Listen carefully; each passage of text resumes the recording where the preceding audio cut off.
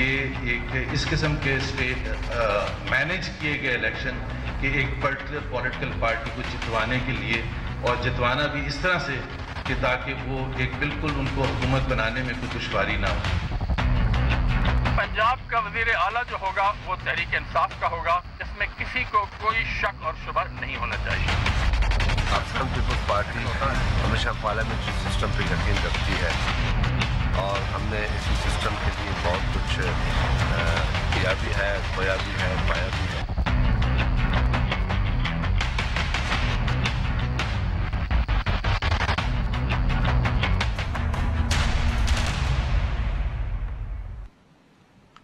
अस्सलाम वालेकुम नाज़रीन, प्रोग्राम दूसरा रुख में आपको खुशामदीद कहते हैं। मैं हूं जवाद अहमद सिद्दीकी। मुल्की सियासी मंजरनामे पर नाज़रीन आज भी इंतखाबात में धांधली और मैंडेट चोरी होने का शोर हावी रहा और हमने देखा गवर्नर सिंध मोहम्मद ज़ुबैर साहब इन इल्ज़ामात को दोहराते हुए आज अपने ओहदे से जहां मुस्ताफ़ी हो गए, वहीं इस ज़िम्न में एक अहम मुलाकात हुई मुस्लिम लीग नून और पाकिस्तान पीपल्स पार्टी की क़यादत के दरमियान, जिसमें ये इत्तफाक किया दोनों जमातों ने कि इन नताइज को चोरी किया गया। 2018 के इंतखाबात चोरी शुदा हैं। इन दोनों जमातों ने इस पर इत्तफाक किया कि नताइज पहले से तयशुदा हैं और मुत्तफ़िक़ा तौर पर इन दोनों जमातों ने आज ये मुतालबा किया कि इलेक्शन कमीशन फौरी तौर पर मुस्ताफ़ी हो जाए। पीपल्स पार्टी ने बहरहाल इस मौके पर नाज़रीन मुस्लिम लीग नून को यह मशवरा दिया है कि पार्लियामान के फोरम को किसी तौर पर ना छोड़ा जाए और एक मजबूत अपोजिशन का किरदार अदा किया जाए। अब इस मशवरे पर अमल करना है या नहीं, और अमल करना है तो किस हद तक करना है। इस वक्त मुस्लिम लीग नून का अहम इजलास उनकी मरकज़ी मजलिस आमिला का जारी है और ज़ाहिर बात है मुस्लिम लीग नून ने इस इजलास में ही ये फैसला करना है। लेकिन आज ही मुस्लिम लीग नून के सदर शहबाज शरीफ साहब ने पंजाब में हुकूमत साजी के लिए पीपल्स पार्टी से भी मदद मांगी है और हुकूमत साजी की इसी तगोदौ में मुस्लिम लीग नून ने बज़ाहिर अपने इख्तलाफात भुलाते हुए पीटीआई के साथ सीट एडजस्टमेंट करने वाली मुस्लिम लीग काफ के परवेज़ इलाही साहब तक से राब्ता कर लिया है। इस रस्साकशी में हुकूमत साजी की नाज़रीन ज़ाहिर बात है दूसरे सिरे पर पाकिस्तान तहरीक इंसाफ है, जो ज़ाहिर बात है एक तरफ जहां परवेज़ इलाही साहब को अपना इत्तेहादी समझती है, उस हवाले से पूरा एतमाद है, तो दूसरी जानिब वो भी इस वक्त आज़ाद उम्मीदवारों पर नज़र रखे और उम्मीद लगाए बैठी है और पंजाब में इक़्तिदार की हुमा किसके सर बैठनी है। ज़ाहिर बात है इसका तयन इन आज़ाद उम्मीदवारों की अक्सरियत के नतीजे में ही होगा। लेकिन सवाल अपनी जगह मौजूद है नाज़रीन कि इन आज़ाद उम्मीदवारों को कैद करके जो हुकूमत बनेगी वो ख़ुद किस हद तक आज़ाद होगी, और ये धांधली के इल्ज़ामात जो इस वक्त उठ रहे हैं, लग रहे हैं, इनका मंतकी अंजाम क्या होगा। इस सूरत हाल पर हम आज के प्रोग्राम में रहेंगे। मैं आपसे अपने मेहमानों का तारुफ करवाता हूँ। पाकिस्तान तहरीक इंसाफ की सीनियर रहनुमा मोहतरमा डॉक्टर यास्मीन राशिद साहबा हमें ज्वाइन कर रही हैं लाहौर से। पाकिस्तान पीपल्स पार्टी के सीनियर रहनुमा नासिर हुसैन शाह साहब हमें ज्वाइन कर रहे हैं, जबकि पाकिस्तान मुस्लिम लीग नून के सीनियर रहनुमा वहीद आलम खान साहब, उसूलन उनको इस वक्त तक हमारे साथ होना चाहिए था, लेकिन वो मरकज़ी मजलिस आमला के इजलास में मसरूफ़ हैं, लेकिन हमें कभी उम्मीद है वो अब से चंद लम्हों में हमारे साथ होंगे। उन्होंने हमसे ये वादा कर रखा है। मेहमानों के शुक्रिया के साथ डॉक्टर साहबा मैं आपकी जानिब आ रहा हूँ। अब जारी बात है आपकी जमात को पूरे मुल्क से इस वक्त मैंडेट मिला है, लेकिन मैं बड़े बुनियादी सवाल से गुफ्तगू शुरू करना चाहता हूँ। ये कितना फ्रस्ट्रेटिंग है इस वक्त पाकिस्तान तहरीक इंसाफ के लिए कि एक मैसिव मैंडेट है, लेकिन जब हुकूमत साजी की बात आ रही है तो आप अब भी दूसरी जमातों, आज़ाद उम्मीदवारों की तरफ देखने में मजबूर हैं। डॉक्टर साहबा नहीं, मेरा ख्याल है जी कोई ऐसी मजबूरी भी नहीं है। अगर आपने जिस तरह खुद शुरू में बात की कि जहाँ तक पंजाब का ताल्लुक है, खैबर पख्तूनख्वा में तो अल्हम्दुलिल्लाह there is a clear mandate, और जहाँ तक पंजाब का ताल्लुक है हमारी इत्तेहादी जमात जो है वो चौधरी परवेज़ इलाही के साथ थी और उन्होंने उनकी 7 सीटें मिला के और हमारी 123 मिला के तो 130 सीटें तो हमारी बन जाती हैं। और 130 सीटों के बाद आपको पता है कि बहुत सारे आज़ाद लोगों ने भी, आज़ाद इंडिपेंडेंट जो कैंडिडेट्स हैं उन्होंने ज्वाइन कर लिया है और कल आके अपनी ज्वाइनिंग जो है वो बाकायदा अनाउंस भी कर ली है। तो हम इस पोजीशन में हैं कि इंशाल्लाह पंजाब की हुकूमत बनाएंगे। रहा जहाँ तक ताल्लुक़ उधर सिंध का, वो आपके सामने है कि सिंध में अल्हम्दुलिल्लाह इस वक्त हमारी तकरीबन 16 सीटें बन गई हैं नेशनल असम्बली की, ख़ास तौर पे कराची के ऊपर, और नीचे भी आपको पता है कि इस वक्त 29 जो हैं वो MPs हैं, और देयरफॉर हुकूमत तो ज़रूर वहाँ पीपल पार्टी बनाएगी, लेकिन इंशाअल्लाह वहाँ हम अपोजिशन होंगे।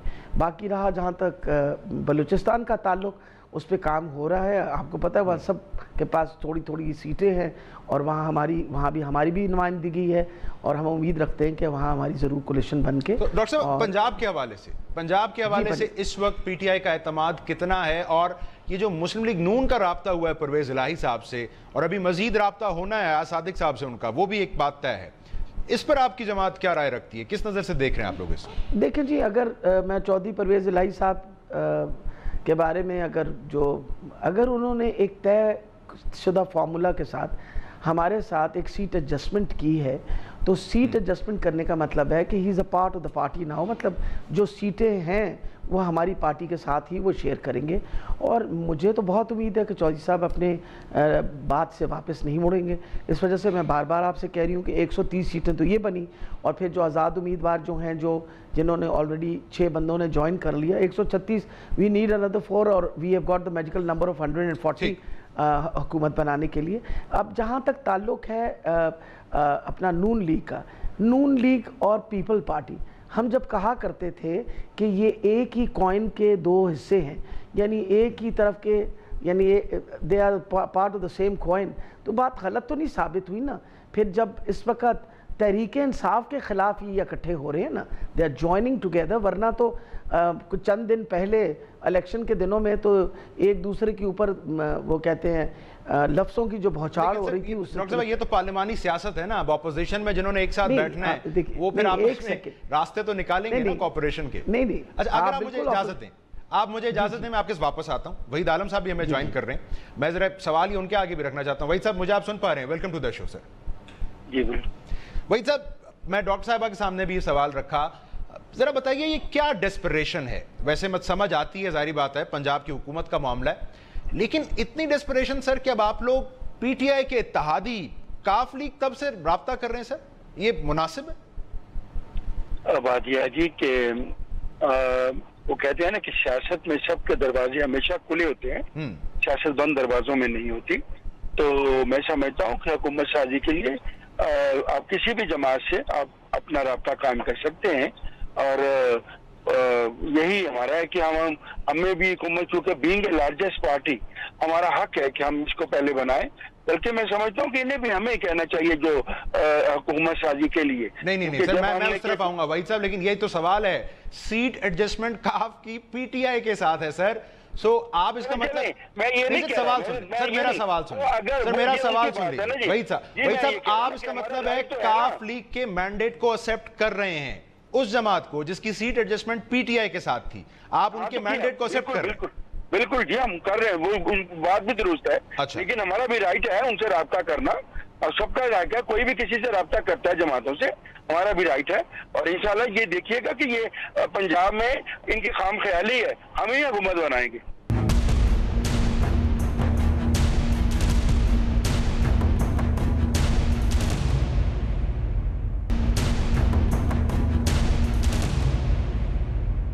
नासिर साहब, मैं आपकी तरफ आ रहा हूँ। वहीद साहब फरमा रहे हैं दरवाजे खुले रखने चाहिए सर सियासत में, तो पीपल्स पार्टी से भी राब्ता किया नून लीग ने, तो इस वक्त ये मुमकिन है पीपल्स पार्टी भुला दे कि आप लोग नून लीग पर मिसाक जमहूरियत अमल ना करने का इल्ज़ाम लगाते हैं? जरदारी साहब कहते हैं इन्होंने तो जमहूरियत की पीठ में छुरा घोंपा, और इलेक्शन से चंद दिन पहले जरदारी साहब ये फरमा रहे थे कि हम तो इनके साथ जन्नत में भी नहीं जाएंगे। तो पीपल्स पार्टी भी भुला सकती है सर ये इस मौके पर? बिस्मिल्लाहिर्रहमानिर्रहीम, अल्लाहुम्मा सल्ली अला मुहम्मदिन व आले मोहम्मद। देखिए, जमहूरियत में दरवाजे खुले होते हैं, टेबल टॉक्स होती हैं। मैं सिर्फ एक बात आपकी कह दूं इसमें कि पीपल्स पार्टी हमेशा जमहूरी प्रोसेस को जारी और सारी रखने के लिए ये बात भी करती रहती है, और जो भी उसका मौक़िफ़ है वो सामने है सबके।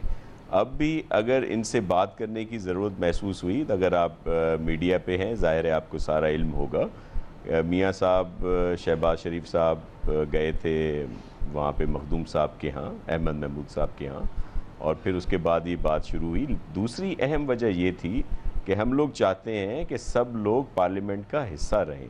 जिस तरह ये कल मीटिंग हुई जिसमें ये ऐलान किया गया कि पार्लियामेंट में ओथ ही न लिया जाए, उसका हिस्सा न बनाया जाए जो APC में हुआ था, तो हमारा पहला मौक़िफ़ ये था कि भाई सब लोगों को हिस्सा उसमें लेना चाहिए, आएँ और प्रोसेस जो है पार्लियामेंट का उसको जारी और सारी रहना चाहिए। वहाँ पे हमें भी शदीद तहफ़्फ़ुज़ात हैं। आपको पता है कि हमने कहा है कि 2013 वाले जो थे वो भी बने हुए थे सिलसिला, और 2018 वाले भी, और ये सारी चीज़ें सामने हैं। और हाथ कंगन को आरसी क्या, ये सारी चीज़ें अपनी जगह पे हैं। इलेक्शन कमीशन पर भी हमारे शदीद तहफ़्फ़ुज़ात हैं। हमारी लीडरशिप ने कहा है कि उनको इस्तीफ़ा देना चाहिए, क्योंकि आपने देख लिया कि हर कोई उसकी शिकायत करता है। Before we come to that, आप मुझे ये बता रहे हैं कि पंजाब में नून लीग के साथ मिलकर हुकूमत साजी करने में पीपल्स पार्टी को कोई कबाहत नहीं होगी, क्योंकि सियासत है और दरवाजे खुले रहते हैं। देखिए एक मिनट मेरी बात समझें आप। मैंने आपको कहा कि ये जो प्रोसेस शुरू हुआ, इसकी मेन वजह ये थी कि सबको आमादा किया जाए कि वो इस प्रोसेस में रहें। ये ना हो कि जिस तरह मौलाना फजल रहमान साहब ने कहा, या APC का बहुत सारी जो पार्टीज़ थी उन्होंने कहा कि जी हमने हिस्सा ही नहीं बनना, जिस पे नून लीग ने टाइम लेके आए थे कि हम आपस में मुशावरत करके आपको जवाब देंगे, और इनके भी बहुत सारे अरकान जो चाहते हैं कि हिस्सा ना लें। पीपल्स पार्टी चाहती है कि सब लोग हिस्सा लें, ओथ लें, पार्लियामेंट का हिस्सा बने। गवर्नमेंट बनाना किसी के साथ मिलके ये आगे की बात है।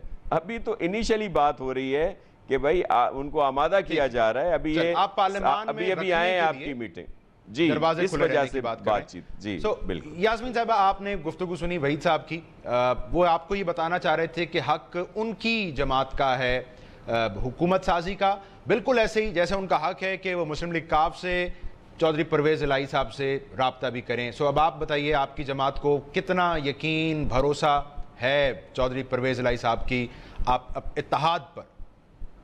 देखिए जी, हमें तो बहुत भरोसा है।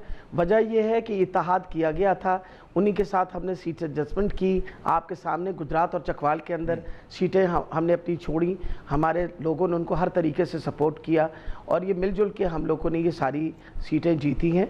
तो इसलिए हमारा नंबर जो वो 130 ही बनता है।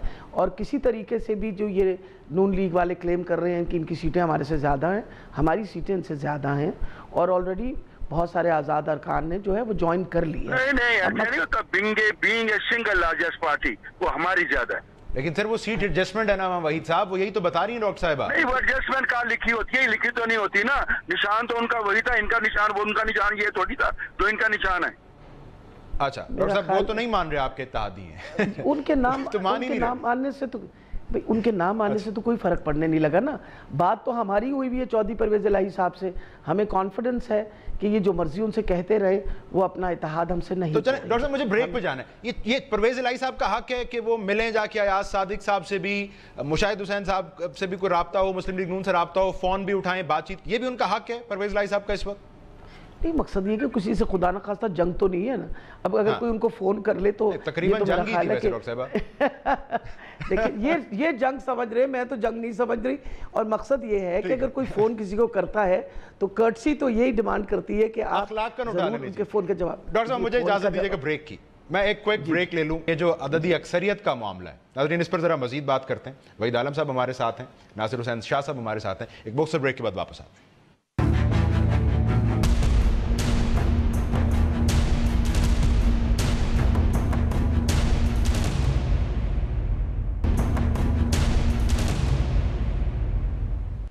वेलकम बैक नाज़रीन। नासिर हुसैन शाह साहब, मैं आपकी जानिब आ रहा हूँ। आज खुर्शीद शाह साहब को मैंने सुना फरमा रहे थे कि इमरान खान साहब ने अगर अक्सरियत ले ली है तो हुकूमत बना लें, और साथ ही वो ये कह रहे थे कि बड़ी मेहरबानी की लेकिन फिर भी सादा अक्सरियत नहीं आई।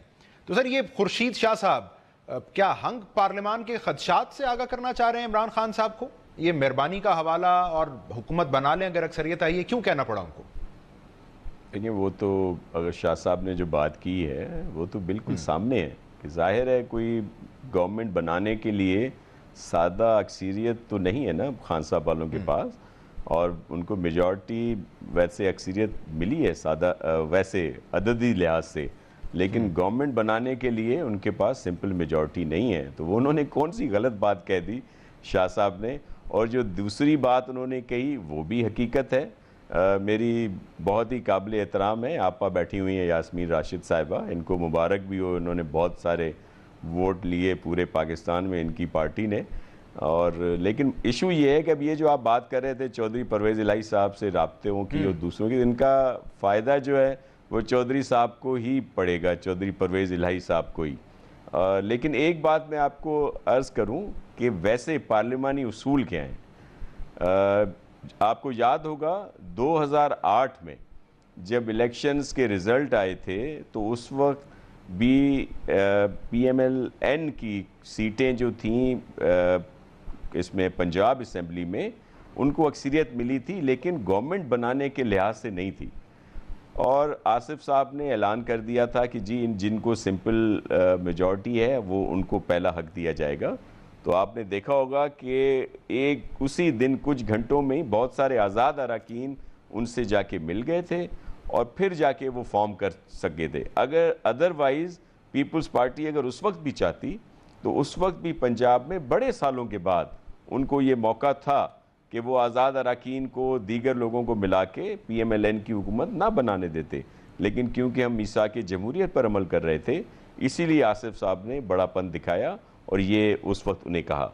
तो अब भी ये जितनी सारी बातें हैं ये सबके सामने ही हैं। जो कुछ हुआ इलेक्शन से पहले या उसके बाद जो रिज़ल्ट आए और जिस तरह इलेक्शन कमीशन नाकाम हुआ, वो उसमें भी कोई दो बातें नहीं हैं। और सब ने, बल्कि मैं आपको अर्ज़ करूं कि ये वाहिद इलेक्शन है जिस पर सब लोगों को एतराज़ है। अगर जो जहां पे प्रॉब्लम्स हुए हैं अगर आप देखें तो उस दिन पहले दिन आपको PTI के कुछ अरकान कराची से भी वो TV पे मौजूद है, मीडिया पे, उन्होंने भी शिकायत की। अब भी बहुत सारी जगहों पे हर पार्टी, पीपल्स पार्टी कर रही है, PMLN कर रही है, PTI खुद कर रही है, MQM वाले कर रहे हैं, ANP कर रही है, MMA कर रही है, दीगर लोग कर रहे हैं, आज़ाद अरकान कर रहे हैं।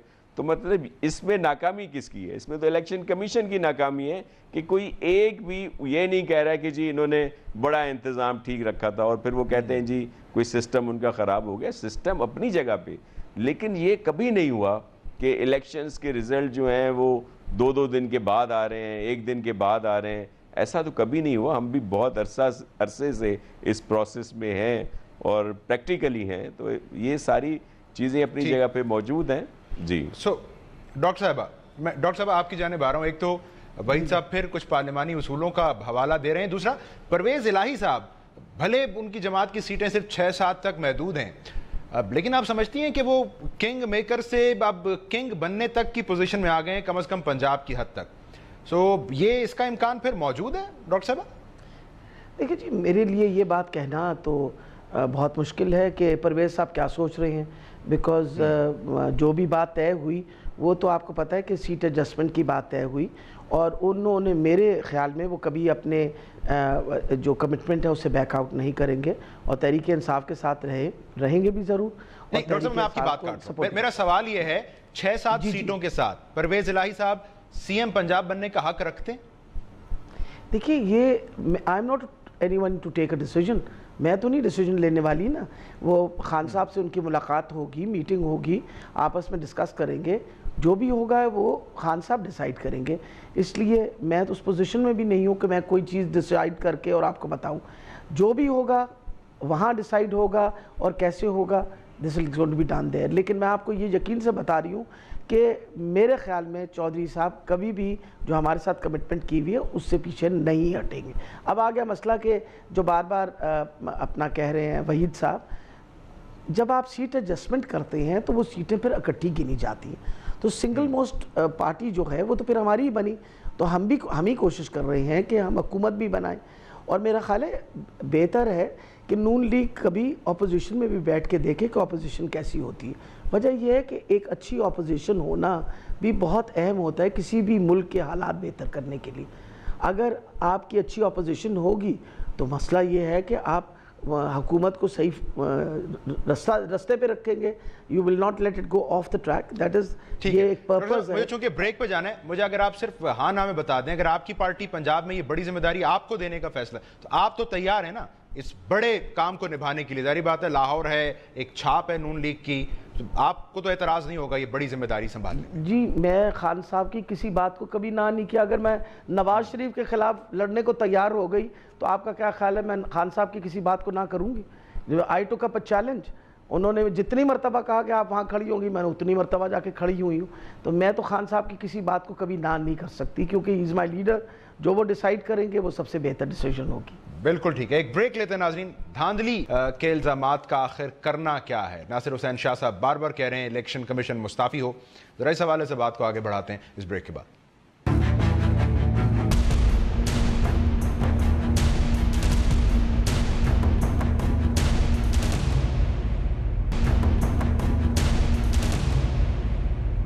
वहीद आलम साहब हमें स्टूडियो में ज्वाइन कर चुके हैं, मैं उनकी जानिब जाना चाहूँगा। वहीद साहब, सो आपकी जमात ने कम से कम ये तय कर लिया है अब मरकजी मजलिस आमला के इजलास में कि पंजाब में हमारी हुकूमत बने या हमें अपोजिशन में बैठना पड़े, बाहर सूरत हम लोग पार्लियामान पर जाएंगे, पार्लियामान का हिस्सा बनेंगे, या अभी भी इस पर एक सवालिया निशान है? अभी डिस्कशन जारी है यहाँ पर, इंशाल्लाह कल फैसला होगा इस बात का।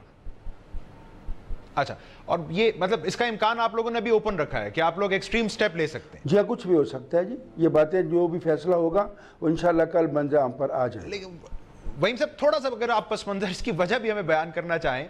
जाहिर बात है, अभी आप फरमा रहे थे आप लोग हुकूमत साजी के लिए फोकस भी कर रहे हैं और आपको एतमाद भी है, फिर आप जैसी शख्सियात हैं जाहिर बात है जो इंतखाब जीती हैं लाहौर से, उन्होंने अपनी जीत का जश्न मनाया है, तो सर आप जीत को तस्लीम कर रहे हैं तो आपके जो साथी हारे हैं वो हार को तस्लीम कर लें।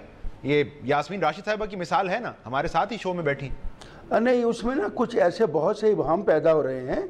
देखिए ना, बड़ी सिंपल सी बात है कि इलेक्शन हो गया, ठीक है, मैं भी जीत गया, कोई और भी जीत गया, कोई हार गया, लेकिन आप ये देखें कि कितनी नशिस्तों पर जब रिकाउंटिंग हुई तो जो नताइज थे वो बदल गए। ये बातें इबहम पैदा कर रही हैं, और तकरीबन 24 और 35 नशिस्त तकरीबन 30 नशिस्तें ऐसी हैं जिन पर बड़ी अजीब सूरत हाल है कि जितने वोटों से वो लोग हारे हैं या जीते हैं उनसे, यानी किस जगह पर 300 वोटों से हारे हैं तो 3000 वोट जो है मुस्तरद किए गए हैं। ये बातें, बहुत सी बातें अब हम पैदा कर रही हैं, इनके क्लियर होना बहुत ज़रूरी है, और उन लोगों को इजाज़त दी जानी चाहिए जो ये मांग रहे हैं कि उनकी रिकाउंटिंग की जाए या चेक किया जाए, जहाँ पर इतना कम फ़र्क है उसमें ये ज़रूरी है।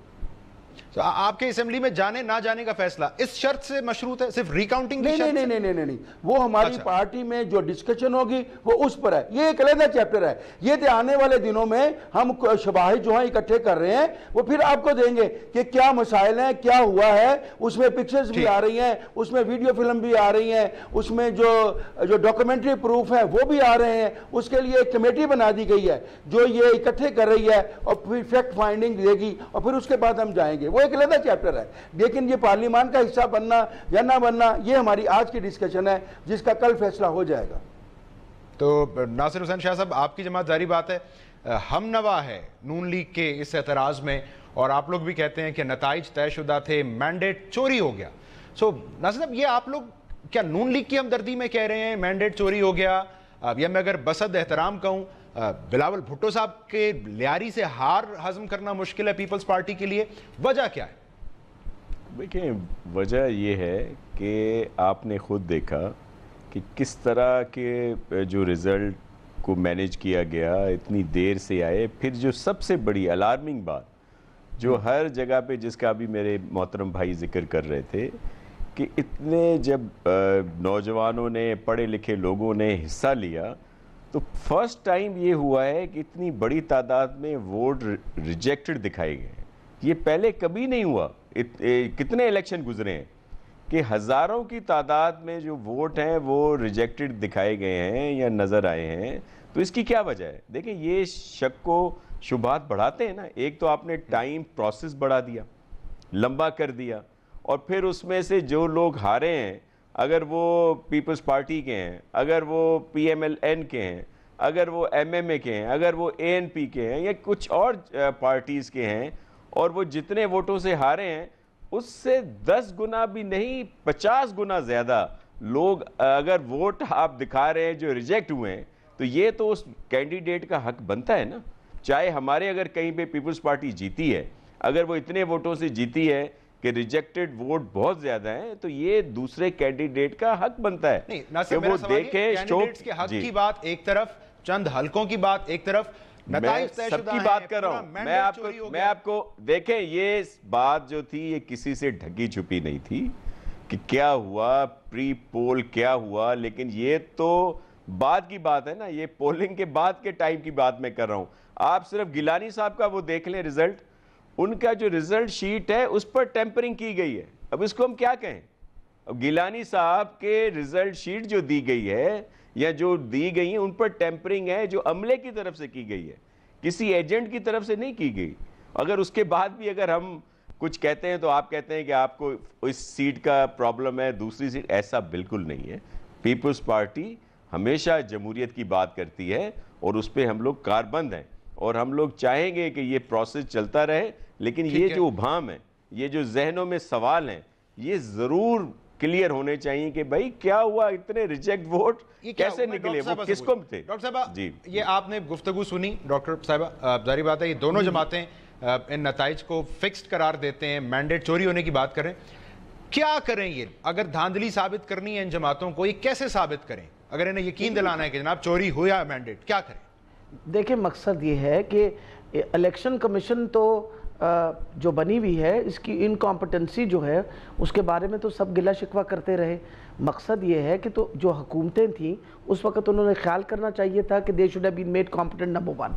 नंबर 2, रिकाउंटिंग वो भी करा रहे हैं, हम भी करा रहे हैं, सब रिकाउंटिंग करा रहे हैं, और अगर कोई उसमें रुकावट आ रही है तो तब तो बहुत बड़ी ज़्यादती है। लेकिन अगर रिकाउंटिंग का सिस्टम भी चल रहा है, जो रिजेक्टेड वोट्स हैं वो भी दिखाए जा रहे हैं, तो फिर तो कोई मसला नहीं है। अभी मेरे नीचे जो MPA हैं अपना ज़ुबैर न्याजी साहब, वो भी रिकाउंटिंग करवा रहे हैं।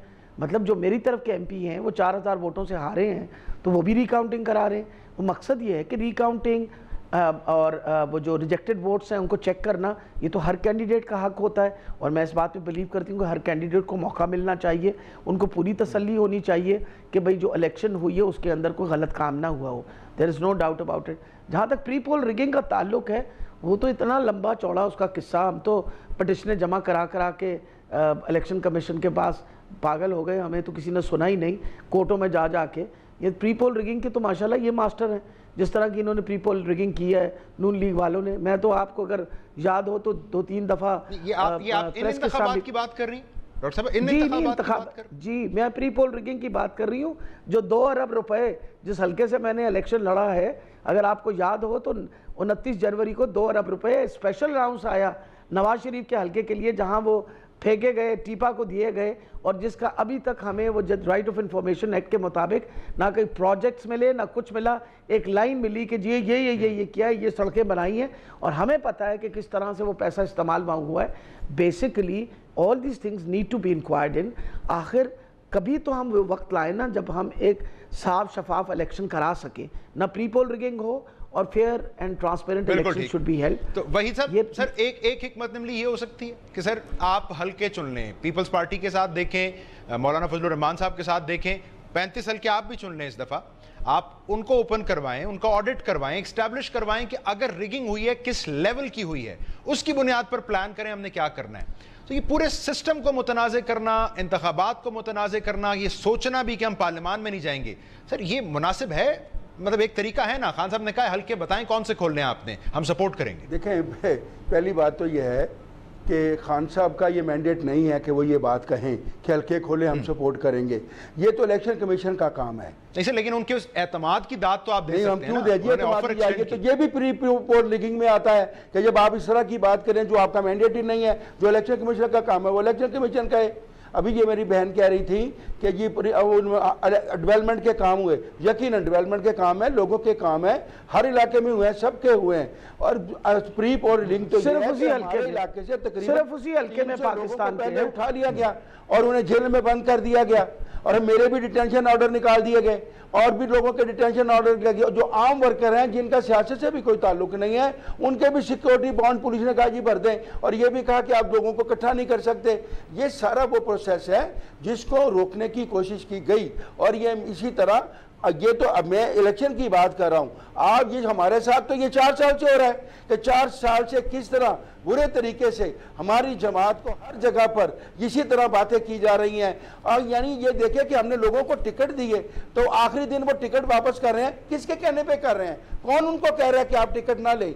ये तो ऐसा तो नहीं है ना, क्योंकि हमारी जमात है, इतनी बड़ी जमात है, पाकिस्तान की सबसे बड़ी जमात है। ये सारी बातें हुई, इलेक्टेबल जो थे वो भी दूसरी तरफ भेज दिए गए, जैसे सब कहते हैं कि ये इलेक्टेबल है, और वो लोग जो कहते थे हम कभी इलेक्टेबल नहीं लेंगे, उन्होंने भी उनको वसूल कर लिया। बात यह है, ये तो प्री पोल रिगिंग ये एक प्रोसेस था जो 4 साल चलता रहा, जो अब नासिर साहब बिफोर क्लोजिंग सर, नासिर साहब और मैं आपकी राय सुनना चाह रहा हूं, मुझे जवाब देना दीजिएगा प्लीज। जी डॉक्टर साहब, आप क्विकली पॉइंट मेक करने में नासिर साहब से बिल्कुल क्लोजिंग से पहले देखिए मकसद ये है कि अब ये प्लान रिगिंग की बात कर रहे हैं, बताए जाएंगे, देखिए जाएगा, उसके बाद बोलना बंद करें तो मैं बात करूंगी।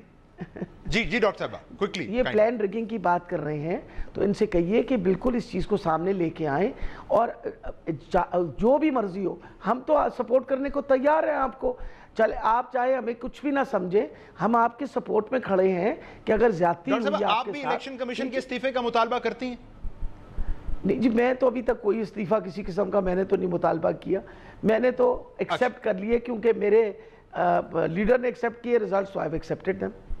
चलें towards the very end, Nazir sahab आपके माजरत के साथ वक्त बहुत कम होगा। ये इमरान खान साहब ने जो बज़ाहिर एक ऑफर रखी कि जनाब आप देखें हल्के जो खुलवाना चाहते हैं, सो कीपिंग इन माइंड कि वो खुद भी आए थे धरना करने इस्लामाबाद में, यहाँ से एक रास्ता आगे बढ़ सकता है सर, ताकि खुश असलूबी से ये मामला हल हो जाए, हर चीज़ जेपरडाइज ना हो, कॉन्ट्रोवर्शियल ना हो? जी बिल्कुल, उनकी ये ऑफ़र बहुत अच्छी है, उनकी स्पीच भी अच्छी थी, अल्लाह करे उस पर अमल भी हो, और मैं आपके प्रोग्राम के तवस्सुत से मियाँ साहब की सेहतयाबी के लिए भी दुआगो हूँ कि अल्लाह उनको सेहतयाब करे।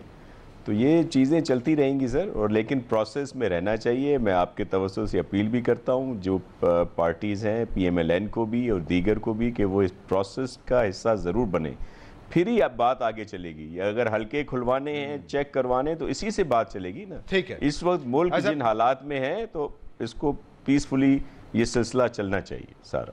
ये इंतहाई आपने अच्छी और जिसे कहते हैं जमहूरी बात की है। इस नोट के ऊपर प्रोग्राम को समेटते भी हैं। डॉक्टर यास्मीन रशीद साहब आपका बहुत शुक्रिया, वहीद आलम साहब आपका बहुत शुक्रिया, नासिर हुसैन शाह साहब आपका बहुत शुक्रिया। नाज़रीन, बुनियादी नुक्ता यही है, जमहूरी अमल को चलना चाहिए, और निज़ाम को अगर शफ़ाफ होना है तो उसकी ज़मानत सिर्फ जमहूरियत और निज़ाम का चलते रहना ही दे सकता है। आज के प्रोग्राम से इतना ही।